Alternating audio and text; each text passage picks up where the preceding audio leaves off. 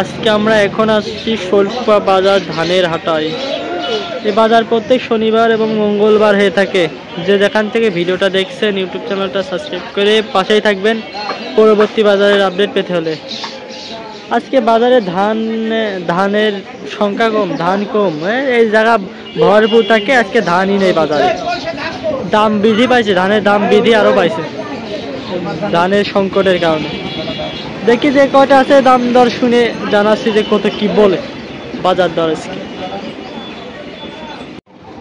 বাজারে ধানের শোলকুপা বাজারে আজকে ধানের জায়গা ছাকা, কোনো জায়গায় একদম খালি, ধান নাই বাজারে।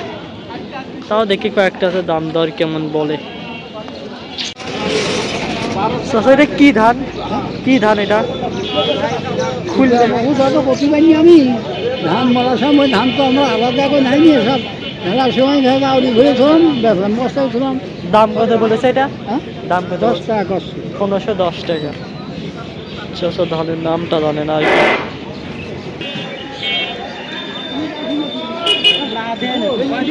ওই ধান তো বিক্রি করে দিল আর কি, 1520 টাকা বিক্রি করে দিল ধানটা। এটা কি ধান এটা?